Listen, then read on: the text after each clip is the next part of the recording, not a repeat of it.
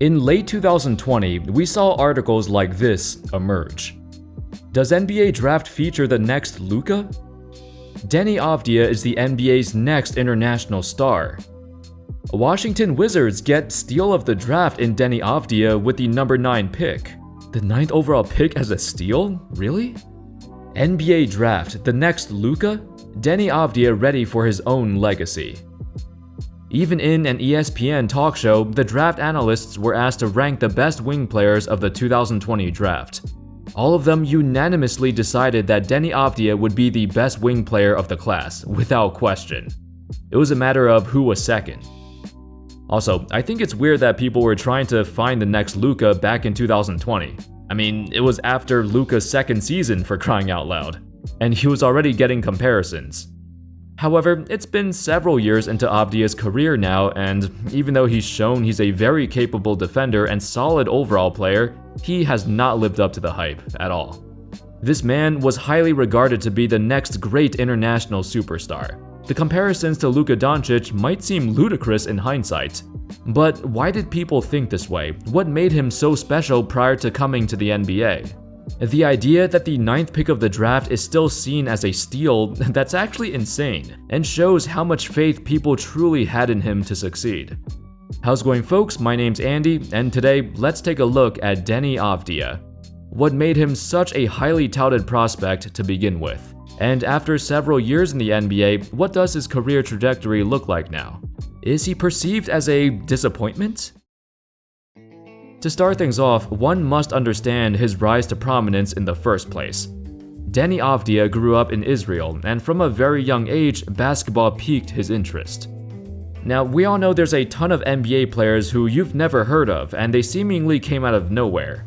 Avdija, however, was not one of those people. From an early age, his basketball journey has been well documented. As a teenager, he was already holding the mantle as the best prospect to come from Israel, which wasn't a huge bar to break, honestly, considering the previous best Israeli player was, Omri Caspi? Israel has never produced a young talent like Deni Avdija. On Maccabi Tel Aviv, at the age of 16, he not only became the youngest player to ever play for the club, but 2 years later, he became the youngest MVP in the history of the Israeli league. In this time period, he also led his team to 2 gold medals in the FIBA Under-20 European Championship. However, what made Avdija truly stand out was his performance in Munich, back in 2019. The Adidas Next Generation Tournament is an annual event where 32 different teams filled with players under the age of 18 would compete in a tournament. Led by Avdija, Maccabi Tel Aviv went on a magical run, going undefeated in the group stages, and eventually reaching the finals. Throughout the tournament, Avdija led the entire event in 3 different categories: points, assists, and steals, and he was second in rebounds too. The dude was the complete package, and now he showed it. This was the moment where he went from being a promising young player to a legitimate top-tier prospect. It wasn't just his numbers either. His game was so versatile. It was also reminiscent of Luka prior to his arrival to the NBA. He can shoot, he can pass, he can create, he can score in all different ways, and on top of that, he was an elite defensive player. In fact, I'd say his defense is probably the only thing that transferred over to the NBA, as his offense surely didn't, but I'll get into that later. As a teenager, Avdija was doing all of that in the body of a 6'9" forward. And I think these days, I don't know if it's just me, but whenever someone mentions a guy as the next generational superstar, they're always like 6'8", 6'9". I guess Victor Wembanyama is the exception, but the sweet spot is usually at Avdija or Luka or LeBron's height. It's the best combination of size and handles, cause you're not too tall or too short by NBA standards. Perhaps it's not just their skills that were similar, it was their personality too. Avdija exemplified confidence. An article described it like this: Avdija is oversized for a guy with his skills, like Doncic. He's a 3-time Israeli League champion, so he's got some trophies like EuroLeague MVP Luka. And he's got one more Doncic-like trait. He speaks with a matter-of-fact confidence about what he's planning to achieve. Everyone had high hopes for Avdija, and he also had high hopes for himself. He knew how good he was, and he knew what he was capable of. Despite the comparisons, I don't think anyone truly believed he could be the next Luka though. After the 2020 season, Luka was already averaging nearly 30 points a game, and it was just his sophomore season. However, it was Avdija's playstyle and the way he carried himself that reminded people of Luka. Did anyone believe Avdija could be a superstar by his second season? Of course not. But the talent was there. If only he could tap into that. Avdija's shooting has been a hit or miss since he came into the league. As a rookie, he was cut some slack because it takes time to adjust. But after several years, it still has not gotten any better. While most NBA fans aren't too concerned about Avdija's progress, his game is constantly being closely examined under a microscope back in Israel, and in many parts of Europe too, as he got a lot of fans across the globe. A reporter once asked him about it and why he was struggling in the NBA, to which Avdija responded, "I have no way to describe it. You really have to be mentally strong. It's already beyond basketball, playing late, and then there are flights. You arrive at 4 a.m. at a hotel, sleep a bit, and then there's a game. It's terribly hard and tiring. There were times when I woke up in the morning and I could not even get up and drink water. I was exhausted in an incomprehensible way. I did not sense when it's Friday and when it's Sunday. For me, every day is a day. I had no weekends and so on." You can say a lot of young players experience the same thing, but it's different for Avdija, who also had to adjust to a brand new country, and he learned English all by himself.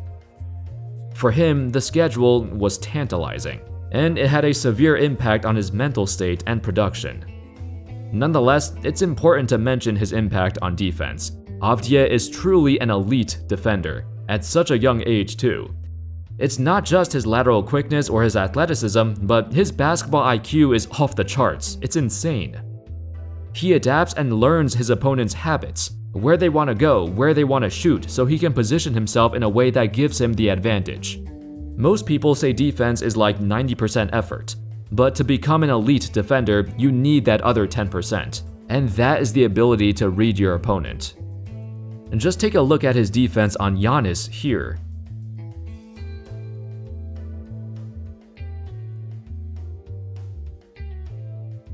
When he studies game film before a game, he pays attention to his opponent's movements and habits, so he can formulate his own game plan to stop them.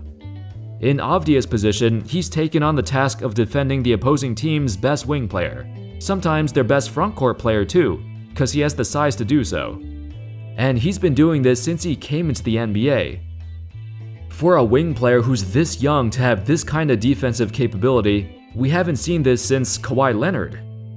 The thing is, you don't usually see his impact on the box score either, as he doesn't record a gaudy number of steals or blocks. You have to watch him to really understand his influence on the court. Offensively though, his progress came to a standstill. We do see the occasional flashes of his playmaking. Once in a while, he lets us know why he was compared to Luka back in the day. Still, his offense is the most inconsistent aspect of the game. The Wizards recognize this too, so over the 2022 offseason, they assigned renowned skills trainer Drew Hanlon to train Avdija. For those who don't know, Drew Hanlon trained some of the NBA's best scorers, including Jason Tatum, Joel Embiid, Zach LaVine, and Bradley Beal. When he first started working with him, Hanlon saw his potential. He believed he just needed the right mindset to unleash it. Unfortunately, the problems with Avdija's offense run deep. He literally struggles to hit shots anywhere outside the paint. Actually, everywhere besides being right at the basket, Avdija struggles. This season thus far, within 3 feet of the rim, Avdija hits 73% of his shots, which is great. But outside of 3 feet, he only hits 35% of his shots, which is horrific. From three-point land, in his first 3 seasons, he's averaged 31% on over 3 attempts per game. That's like barely better than Russell Westbrook's percentages in the previous 3 years. Everything from his post-up game to his face-up game, you never know what happens when he has the ball. His turnover rate of 17% is surprisingly high, and it's actually increased in every season of his first 3 years so far. This can be attributed to him trying to make plays, but he just doesn't see the floor well.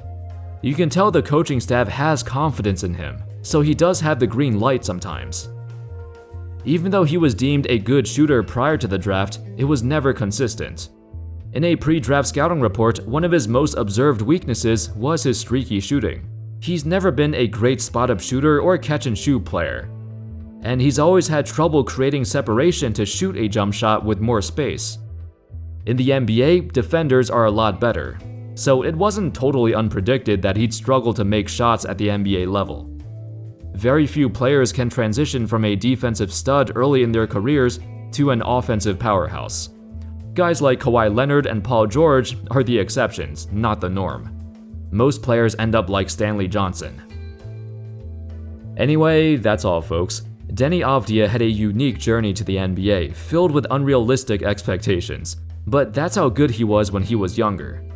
Talent and skill-wise, the dude legitimately looked like a younger Luka Doncic in Israel and in Europe.